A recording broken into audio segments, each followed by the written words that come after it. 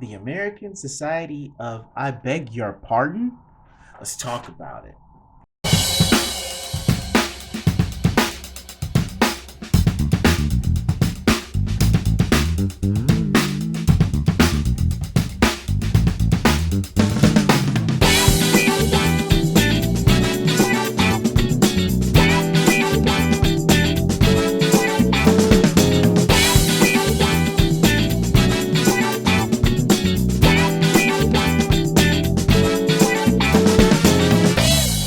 All right, everyone, welcome to one of the very first Left Eye of Justice conversations where we uncover mysteries.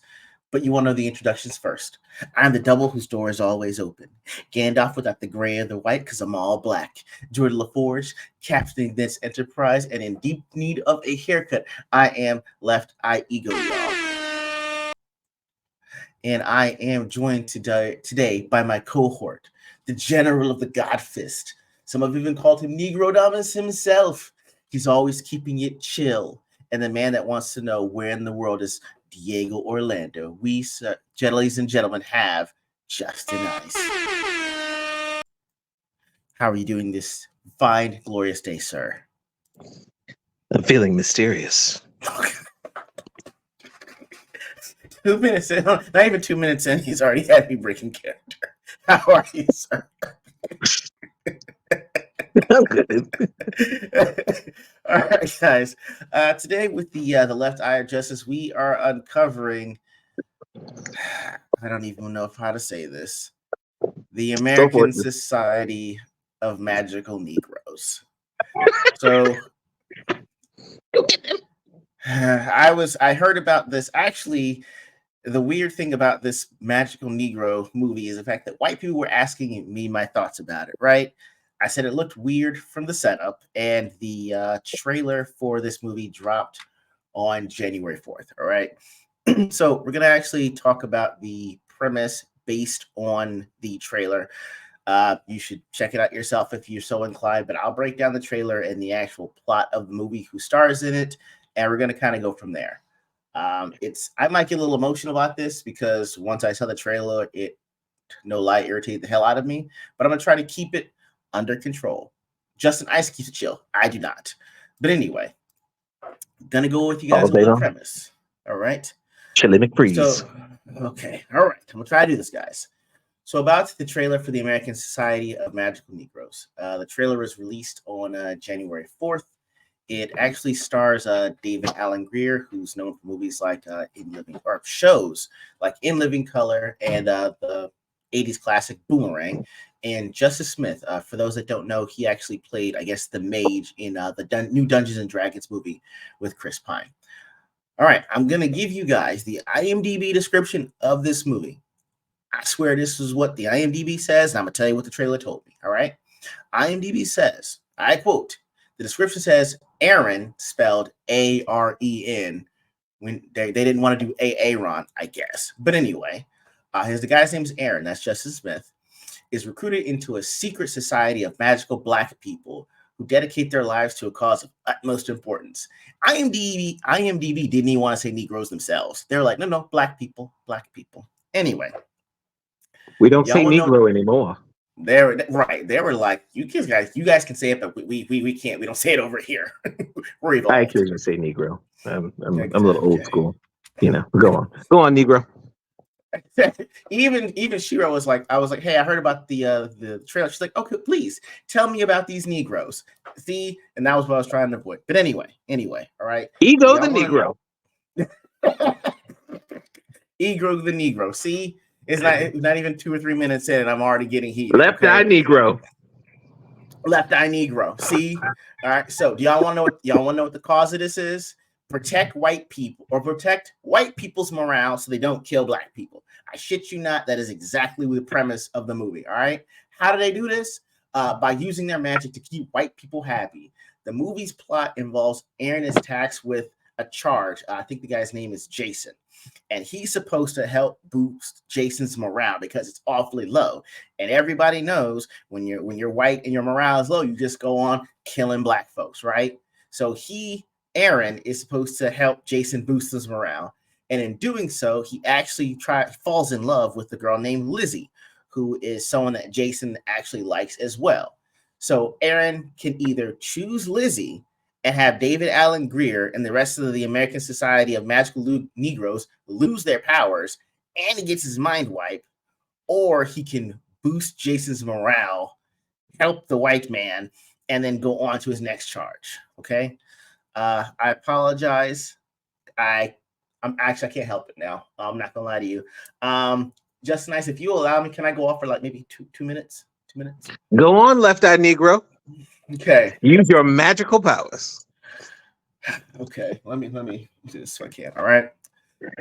So black people have magic, but it's only strong enough to help white people, is what you're telling me. Okay. So I can't wait for you guys because you completely revamped a new genre. Sci-fi slavery. You know what? Thank you so much. I'm sorry, Sight Unseen Productions. I can't wait for the new movies that are coming out. What's next? Harry Potter and the Secrets of the Underground Railroad? Is that what we're doing? No. There's these are great movies. I can't wait for Lord of the Rings, Thurgood Marshall and the Two Towers. Is that no? Oh no. I forgot. There's also, the Secrets of White Privilege, and I'm sorry, Fantastic White Privilege and Where to Find It. The Secrets of Dumbledore. Is that which way we're going? Is this how we're doing? I cannot believe this is where we are with all of these movies. Okay, Lemony Snicket's Case of Unfortunate Misguided Racism. Exactly. I don't know where else to take these things. Okay, if this is what you're telling me, because I'm telling you right now, if you're telling me that I'm black and I'm magical, and I can actually do whatever I want, yet I am somehow still enslaved by the white man or the man. I know you and I have said countless times, nobody should be saying the word. It's an awful word. It's very hateful and rooted in a very, very, very terrible part of time in our American history. If I found that out and you go give me a one, you know what my first spell is going to be, Justin Ice? Threeamus my niggamus. What's your magic wand going to be? A microphone? It probably is going to be a microphone. I don't know. It's probably going to be a pip cane for all we know, because we're not allowed to have wands like the rest of the Harry Potter people. Okay. On top of all this, right? Remember, Negro's the good word. The perversion of Negro to the other word is the bad word. I know that's why it's going to be black magic. Yeah. So anyway, then I'm looking at things. I'm looking at the writer and director. Some dude named Kobe Levy, who is literally layered in a Post-it note. Some dude from Indiana is trying to somehow tell me about race relations. He looks either he's mixed or just light skin. Either way, that man is layered in a Post-it note. I'm looking at him like he's translucent, pretty much. How are you layered in a Post-it note and you blend in with white? A white background. I don't even know how you do that, right? Then I'm looking at the producers of the Kaepernick looks whiter. They are the same complexion, okay? Light and not too bright. Anyway, I look at this. I'm checking out the producers, all right? The producers of the movie ain't even black. Not even black, all right? The Sight Unseen Productions, which is completely ironic because the lady that actually runs it is Julia Lebedev. I want to make sure. Yeah, Julia Lebedev. You know who her father is? No. A Russian oligarch. Oh, oh my goodness! In oil and gas. He's a Russian oligarch. Yes, right. Billionaire in oil and gas. He just got interested in movies in like the 90s, and then again in 2005. So after her the fall of the Soviet Union. Exactly, and get the script. Yes. I, Father, for Mother Russia. Oh, yes, for Mother Russia. Yeah, and you want to know her producing credits? I'm going to tell you, the Russian that lives in America, all the movies she's made, well, pretty much the ones that she's made that are most notable in the last 5 years. You want to hear about them? I'll go backwards. Bad Hair, which is about a woman whose weave attacks her in the 1880s. because she feels the need to wear a weave to move up in corporate America because you know what, natural hair just ain't cutting I for her. remember this horror stupid thing where the Yes, weave yes, was evil, evil weave. That's because it was weevil. probably like a weave like stitched in instead of glued in. See, if it glued What? in, it'll come right out. But if it's We stitched got in, then it's stuck. You know what I'm it's a saying? right. Didn't want it. Nope, See, not gonna fight with a pair but of if it's clippers. evil magical, you probably can't even see the lace. It's weevil. Exactly. You don't Unbelievable. even need baby hairs for evil weave, ladies. You don't. You do not. Okay.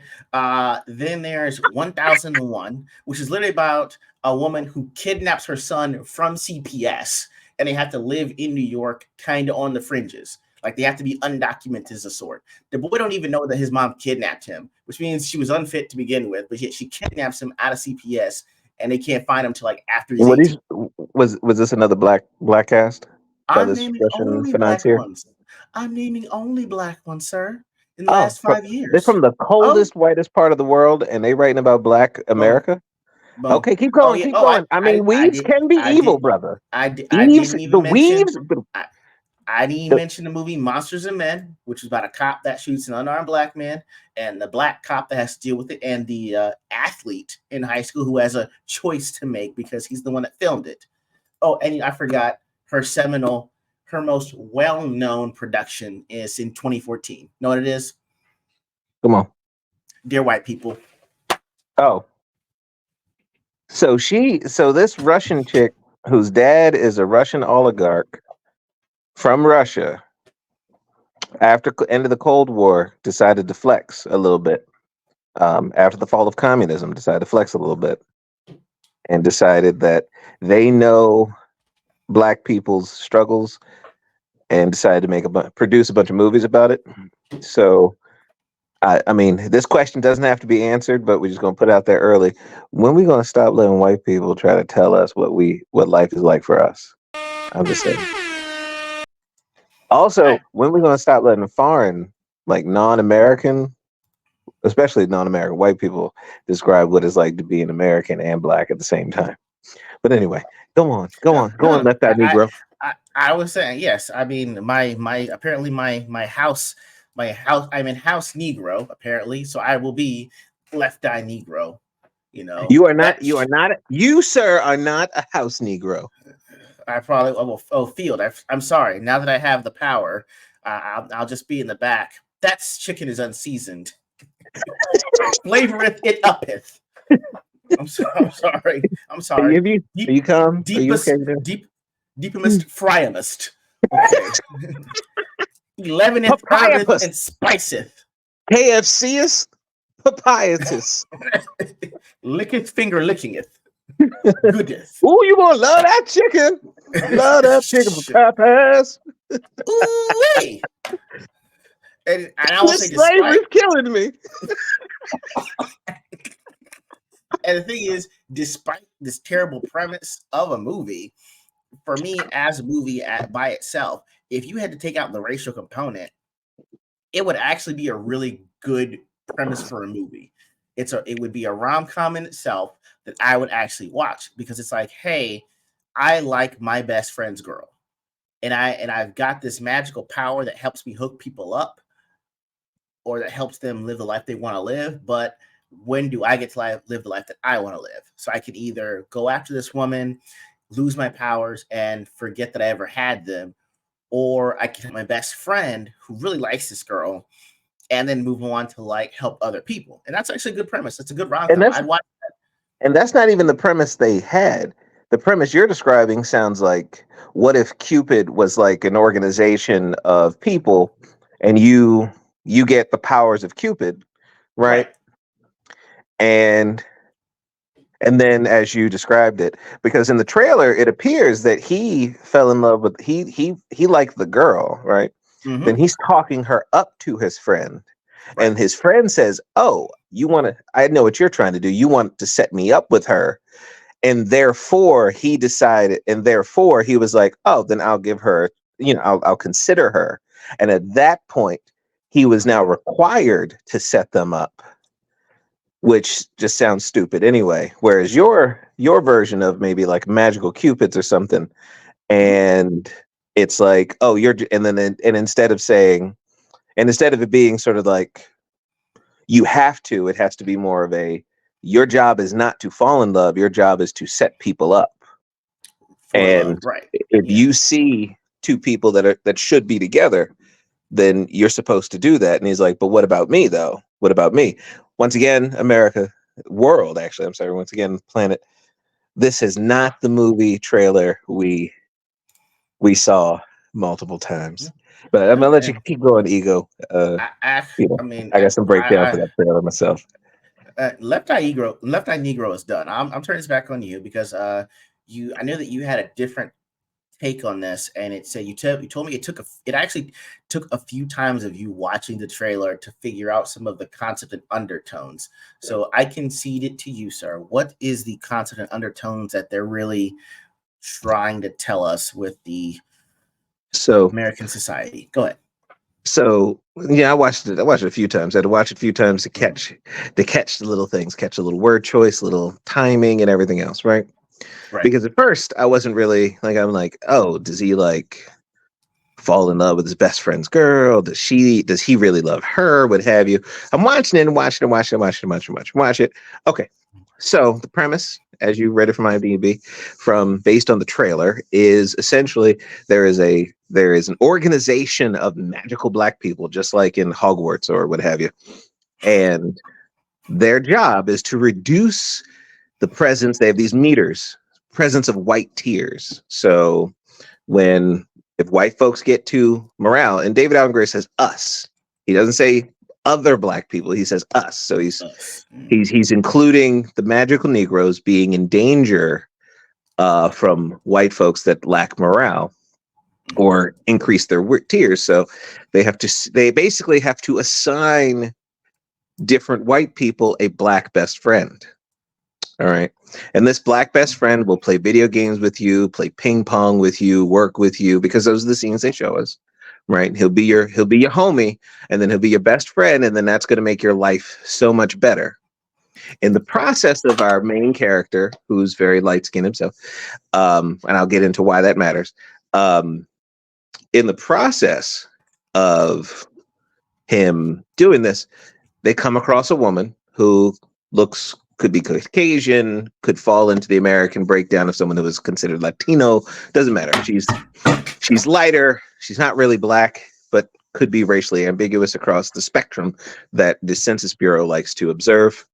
Um, and our hero, our black character, he falls in love with her. He likes her, right? The Right. scene they show is him describing and like almost like really talking her up to his new friend, to his white friend, who Right. doesn't seem initially interested the way it Okay. appears. He's like, "Come on, man, you don't see she's so smart. She's this." It's the come on that come on energy. Like, oh, you don't really like her. Well, I really like her. She's amazing, right? Right. And the response of his client, the white guy, is, "Oh, you're trying to set me up." Okay. And the moment he's like, "Okay, you can set me up then." David Allen Greer and the court of Negroes fly in, and they're like, "Oh, then you got to set him up. You can't fall in love with her yourself, because if you don't, you're going to lose your memory. We're going to lose the magical powers, and white people are going to destroy black folk." Right? Which was weird because it's like in normal broness, if you're talking to a girl and you're just talking in general to her, we assume that you like her, not, oh, you're setting me up when I didn't ask you to do that. Well, We usually tell you, yeah, that's the undertone. that was what was weird. Yeah, go ahead. That's because you're jumping on the racist undertone, and that Okay, is so. I'm gonna get a little film theory, little like artsy on you right now. go Um, on. I'm not saying they're this smart. This is a little more of the subconscious world of art, in that art bleeds the Okay, subconscious and may not necessarily and express meaning and ideas that are not as clearly seen, or they may have actually been trying to be super smart and allegorical, right? And okay, go slide on. things in, have little metaphors and symbols.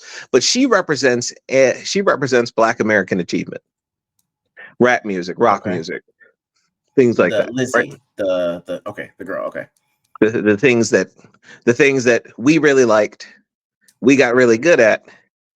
And then his response to, oh, you're trying to set us up, is the idea that white folks are just like, oh, you like it? Then I want it. I like it too. Okay. More of a jealousy or possessive or controlling, like, oh, well, you like it, then I need to like it. Then I want it. As you said, normal, little more normal is if your homie's talking about a female, it's like, that's, oh, okay, go get her then. What's your problem? What are you waiting around for? Not, oh, I guess you want her for me. That's not even a friend. No, not at all.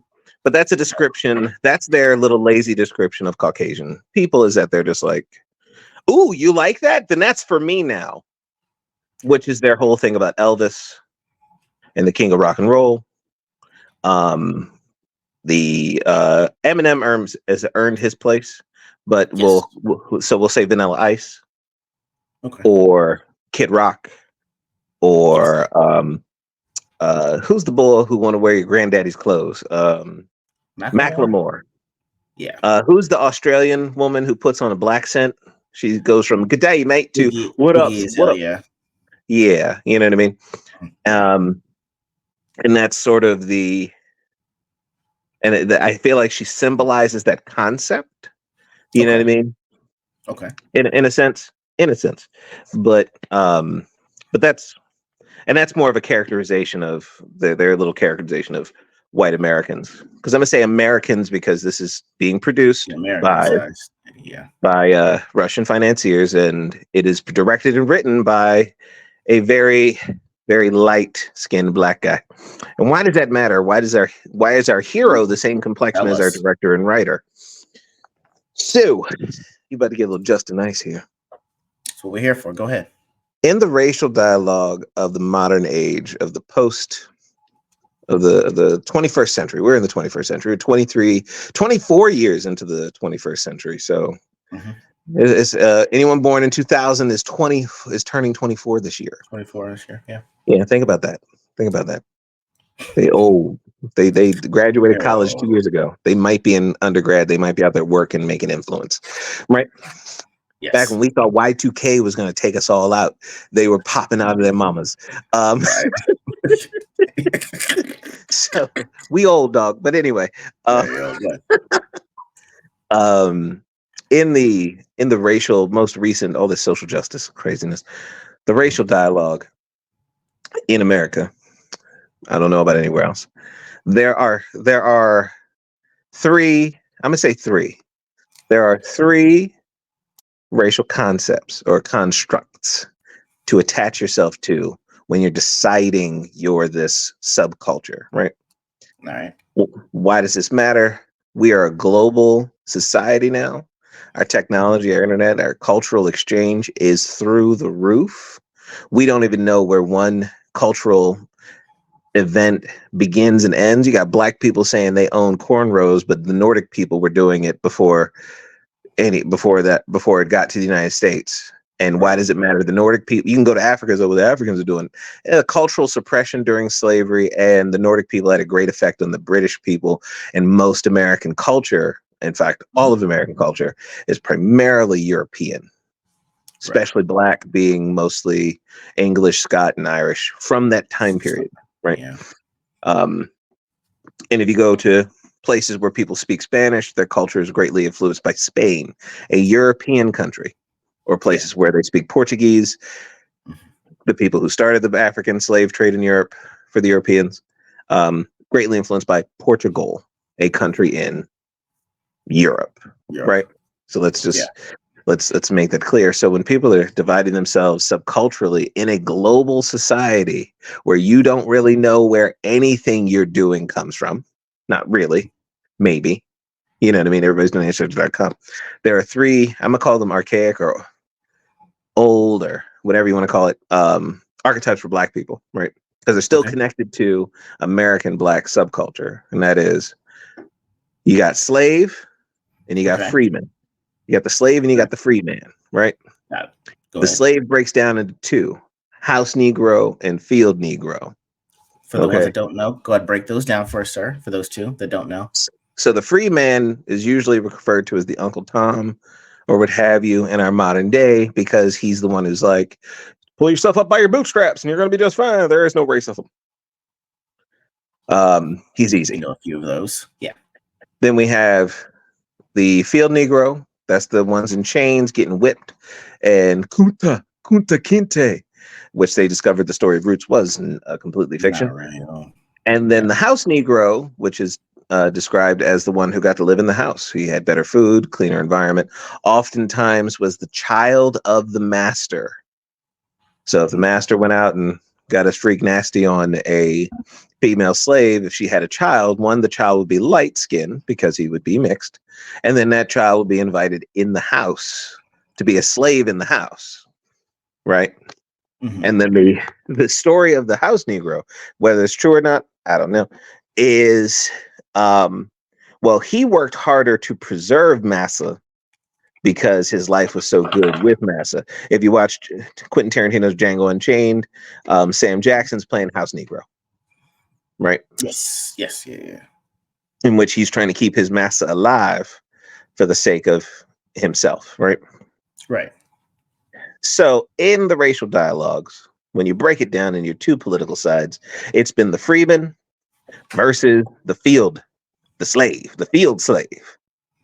Right. Racism's everywhere. No, it's not. Racism's everywhere. No, it's not. Right? Right.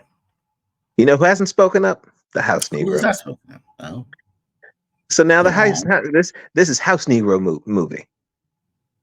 Because the house Negro is saying, well, the reason he's justifying his existence, the reason why I'm so good to massa is because it keeps you and me from getting whipped.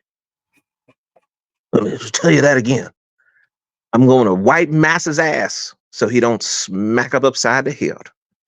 We're going to use all our, we're special and magical, and we're going to use our special magicness to make massa happy. And as long as he happy, he ain't going to hurt us. And it sounds like was it Midway? Halfway? No. That old comic company, the DC put together where they tried to make a racially diverse superhero from the 90s. Let me check. I got the book right here. Hold on. They had characters. I mean, Static Shock survived the reabsorption back into DC, but I mean, they tried to put Icon in the Justice League show. Milestone.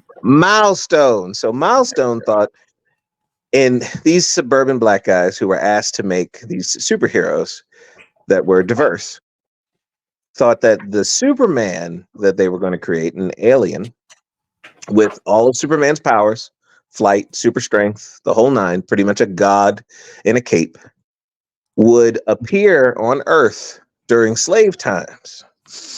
And he didn't look very human, so he took on the appearance of the first human he sees, and that's a slave woman, becomes her baby. And with superpowers, he uses superpowers to be a super slave. So he was clearing out them fields and picking that cotton at a lightning rate. He wasn't freeing the slaves because he's like on Superman level, God level power, right? Right. But no, he wasn't going to free all the chains and end slavery. Because if we watch Superman 4, Superman can toss nuclear weapons into the sun. No, he's not doing that. He's just going to use his slave powers to be the super slave. Then once slavery is over, he uses his superpowers to acquire finance and status. Nothing. And then after he sees some black kids being hood, he decides to become an icon to give them inspiration to be better people. Yeah. So we're going to ignore the fact that he's on God level. Mm-hmm. And human history would be different entirely, right? Please. So we got these magical, where did the magic come from? I guess we got to watch the movie, and it's going to be some convoluted story as to why they cannot use their magical powers to prevent the white folks from hurting them. That's right. One. Other than something like, oh, this white wizard gave us these white wizards, and we were the black slaves of white wizards. black slaves with white wizards, and we have the remaining magic powers for the white wizards. But the only way to keep the magic powers is to help white people. But we can't even use these magic powers to do anything other than help white people. But if we don't help them, then we lose our magical powers. Then we'll be regular people, and then white people will dominate us. So Be where was all that free. magic? Where's all that magic during slave times? Well, we needed to, and that's the house Negro conversation. It was passed down from house slave to house slave. Is And yeah. we It's have to save massa.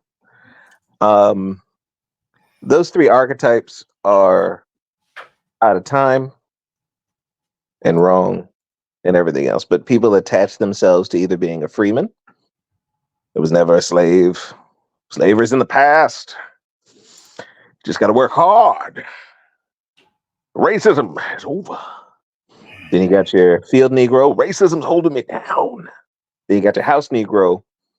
I help. Hey, it's okay. Don't hate me because I help white folk because I do it so they don't beat us. Why do I isolate those three? And then some may say, well, then where does LeftEyenEGrO fit? And you, Justin, I seem to have a lot of complexion to your beautiful face. Where do you guys okay, fit in? Diego We're called Orlando. modern human beings. We are modern. Modern means we recognize that it isn't 500 years ago. We really have to look at life at where it is right now, with the technology where it is right now, with the cultural exchange where it is right now, with people where they are right now. It's 2024. It's 2024. I'm talking on a handheld device, not an abacus. I'm not. This isn't some kind of magic mirror. Left Eye You're not Ego's got communicating some kind of by super smoke set. signals. Left Eye Negro's got some kind of super setup. I think he's levitating somewhere because he got hover technology. Don't tell anybody. He probably knows Elon. He probably knows Elon. I wouldn't put it past him. Perhaps. He got Perhaps. robots. You know what I mean? Yeah. And the reason why that matters is, in spite of human tribalism and our desire to connect with people that are like-minded, what you may find as a global society, I'm not supporting globalism. I'm just saying the natural progression of our enhanced communication and travel, airplanes and such, is that we're we're going to grow beyond that nonsense. And I call it nonsense because if you have the opportunity to hear a translation of the works of Confucius, Yeah. a Chinese philosopher from thousands of years ago, long time ago, right? Kung Fu Tzu, right? You have the opportunity through your electronic devices to learn a language that has never had significant amount of contact with the American infrastructure until more modern times, right? Right. Like we met, well, Chinese and the railroads and everything else, but they were not a part of the revolution, all the slave and all that goodness. They were part of another aspect, but it's a completely different cultural infrastructure, completely different language infrastructure. You can get a chance to get up on that, right? Right. We're also not the great influencers of everything. But I think in the United States, when we're playing our tribal game, when we think of people from Mexico, we think everybody's walking around with a sombrero, with their burro, waiting to wait. I can't wait to be in America. And the gold in I hear in America the streets are gold, and all they listen to is mariachi music. Right. We think people in Japan are walking around in kimonos, bowing and going hey hey hey a million times, and not realizing the film industry way back in when first round of color, they were doing the same kind of movies we were doing over here, right? Right. They Right. play baseball, they play basketball, they're damn good at hip hop. I'm sorry, they took it. Asia done took b-boying to a whole nother level. I hear France Oh, is killing it. yeah. They France got got France. b-boy France. junior. Yeah. They got France b-boy and junior. Korea. Yeah. He does everything on his hands. Boy got messed up legs, so he can do it all on his hands. He moonwalking with just his fingertips. Like it's a whole nother level. I've been listening to Korean hip hop, Korean boy bands, and It sounds it sounds like the same Ratchet stuff, but it sounds better. I'm not gonna lie. I saw an anime where they did a rap battle, and I'm like, it sounded like it rhymed in Japanese and kind of in English too. And to animate that, it was that's pretty cool. I haven't seen that before, so I was like, Some dude on the internet does constant penis jokes. He's from Thailand. He's more influenced by anime, which is Japanese stuff. yeah, Like this guy from China doing really weird stuff with pulling towels and having things oh fall in that his guy, junk. yeah, And then he makes the face, oh like we're sharing on a planetary level. Yes, the United States for a long time has led pop culture, but now it's everywhere. It's right, everywhere. Like, who cares if you invented or started something? Someone who is completely disconnected from your history, listened to it, took it, and went another level with it. The same over here. yeah, Like, I'm I'm a kung fu man. I know guys who karate, kung fu, doing all kinds of stuff that is not even remotely close to this. What, didn't you put on a full on dance number straight out of Bollywood? You oh know what I yeah, mean? for Mindy, yeah. The Everyone the loved it. Yeah, the, the cultural exchange is on another level.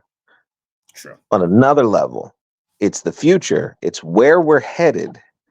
And if there's any voice that isn't properly being addressed in any of these conversations, is the voice of the modern human being, not the modern black guy or the modern white guy or the modern Asian guy, the modern person. Right, Human beings are coming together, dog.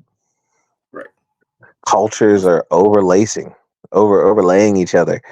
People are living in neighborhoods that are not segregated by color anymore.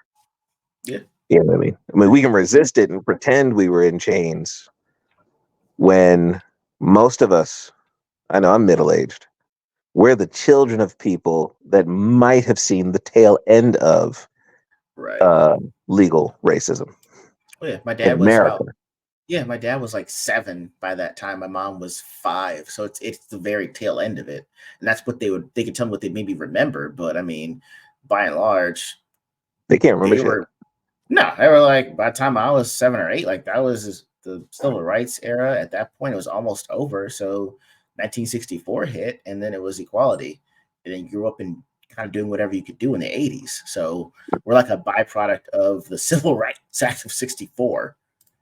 And Yeah, I've helped raise 2 adults, and I have an adult myself. right. So the next level of influences are out. I grew up in the 80s, and my favorite era, as my beautiful lady likes to remind me, is the 90s. Uh, got CDs. I got CDs and DVDs. This guy, he really does, y'all. Don't. He's not lying. He really does.